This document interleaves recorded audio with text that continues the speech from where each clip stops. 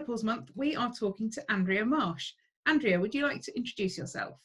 Hello, I'm a shiatsu practitioner, and I came to the menopause via the shiatsu way. I thought I was too young to be menopausal, which I think is a problem with a lot of women, is we don't realise it's going to hit us during our 40s. And I've been a shiatsu practitioner for about 15 years, and about 3 years ago I was at a networking talk, and it was a lady from a corporate background explaining why she had to leave her job. Then it thought she was depressed, anxious, couldn't perform at the level she used to perform at. And as I listened to her talk, not as bad as her, but I saw parallels to how I'd been when I was a part-time shiatsu practitioner and studying computer software. And I thought, gosh, I thought at the age of 42, the job was killing me. My energy was awful. In previous years, my memory had gone when I was always known for my memory. Anxiety really badly came back. And I sat at home and I got to the point, I was crying at everything on the telly. You come to that point where you ask yourself if you're depressed.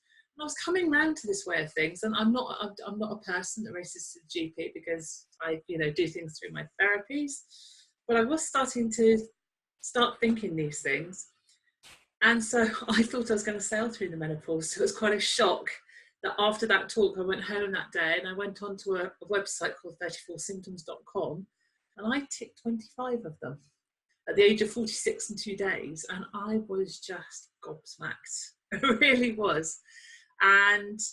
But the one thing that did come out of that talk, which is why I now do talks now, is I felt empowered. I'm a doer, and I'm a researcher, so it was quite logical for me to move on into finding out what was going on. But suddenly I wasn't depressed. This anxiety wasn't because of something else. I told myself, and this is what I tell every other woman that is in this position, because the very first thing I want them to leave with is understanding and empowerment. It's chemical changes within your body. That's what it boils down to. We're not depressed, we're not mad, we shouldn't be pigeonholed, sectioned, or sent down the wrong path by the GPs. It's chemical changes, and it happens to everybody. And if we respect and then understand that, then we can be empowered to follow through. So that's kind of how I came through understanding I was in the perimenopause stage. And at that time, to be honest, the word perimenopausal wasn't really around. This was 3 years ago, and it wasn't there. So I was like, oh, I'm menopausal, okay. So I did have some kind of bum starts, because I would start taking supplements for the menopause and find out they just didn't work for me. So I think you and I are the same on that, Emily. We really want to get out there. The perimenopause is a different thing to the menopause. Yeah, everything you've just said there, I could have said myself. Absolutely. Well, it's kind of what, I was going to say, so it just led me on naturally to looking at these symptoms. You have brain fog and fatigue and overwhelm, and all those things are kind of brain-associated symptoms, not a hot flush in sight. And then you had the hot flushes, the night sweats, the itchiness, and other things all on that side. I was like, they don't make sense. And the one thing when we're training in shiatsu is we train in the understanding the theory of Chinese medicine. And that's the same as acupuncture. So shiatsu and acupuncture have got exactly the same theoretical base. It's just we perform it differently. And the one thing Chinese medicine teaches you is there is a pattern to everything. The body doesn't just randomly do this stuff. There's something happens, has a cause and effect, it moves on, and then maybe a symptom one day is a bit like the straw that broke the camel's back, something just suddenly pops over the top. So I sat down with all my books and I thought, there's got to be a pattern to this. There has to be a pattern. And when I worked out my pattern, I kind of sat back and just thought, wow. Because I thought, if I've worked this out, surely, dog's eating my paperwork, surely there's somebody else in the world is teaching this stuff.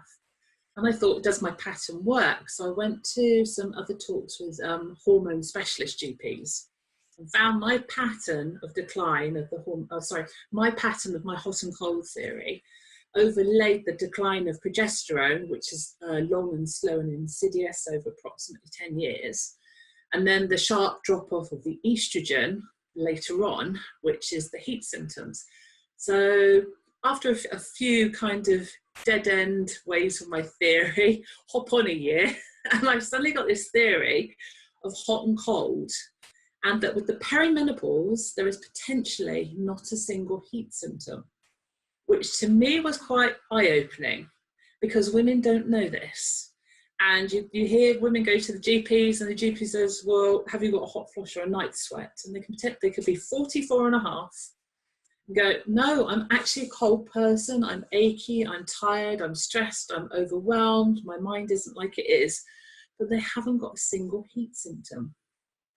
And so, of course, then sometimes women are palmed off with antidepressants. So it's very much about getting it out there that whilst you're in the perimenopausal stage, it can be anywhere, you know, it could be up to 10 years long.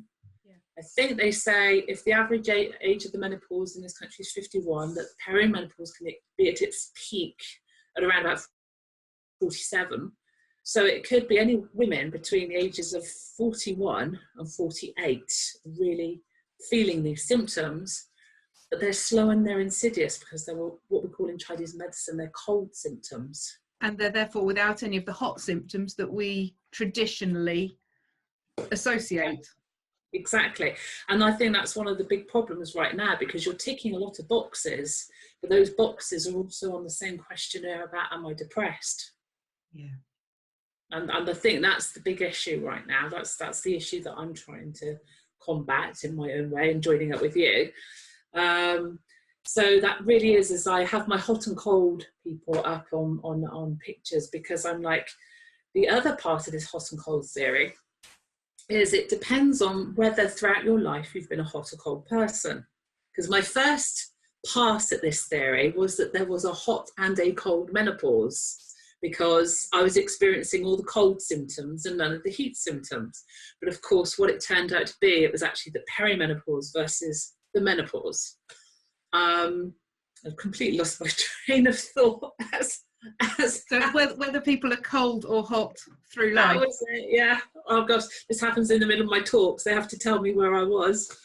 Yeah, so I'm traditionally a cold person. So the way we tell if we're hot or cold, very simple test. So all of you out there can do this. If you're in an office environment or crowd environment and it's December, are you the person in a blouse or a t-shirt, or are you the person in about 4 layers? I was always the person in 4 layers. And I could never understand how people could be swanning around in strappy tops in December. But the person who's in a strappy top in December is a hot person. And the person who's in 4 layers of clothes is a cold person. Yep. If you're a cold person, you potentially, because this is a sweeping generalization, there will always be anomalies. There's always somebody who puts their hand up and goes, but I have a night sweat. And I go, well, I can explain that, but hang on.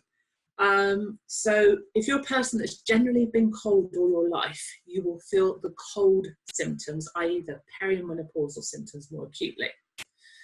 Then the women that have sailed through the perimenopause but suddenly go, you know, hot, all the heat symptoms, I'll go, but how have you been all your life? Are you that woman in the strappy top or the 4 layers? And they go, no, I've never felt the cold.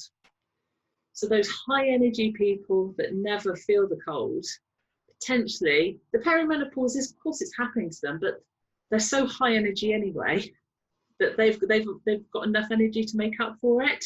So they kind of sail through that stage. This is why so many women can go. But it wasn't until I got a hot flush or a night sweat that I knew I was menopausal. And that's fundamentally in Chinese medicine, that's the difference between women and what they're feeling. Wow, that's so interesting. So, it is, and it plays out every time. Yeah. So we're going to leave that there, because I want to explore it in more depth in another webinar for next month, which is adapting to your changing body. So for menopause month, we're going to leave it just at this idea of hot versus cold in terms of the symptoms and in terms of what sort of person you are. Yes. And what I might do is ask you, when I pop this into the Facebook group, if you would be happy to just pop a basic list of, obviously the hot symptoms are things like night sweats and hot flushes, but I suspect there will be some symptoms that people don't quite Yeah, which one they're and going to then fall just to into. say, some people say, can I be both? And I go, yes, that's the transition from the perimenopause closer to the menopause, because I'm now starting to change. So I feel those heat symptoms creeping in. So definitely it could be in one camp or the other, or you could be passing through. That's really interesting. We will explore this in more depth, but for now, thank you so much. Well, you're welcome. See you soon.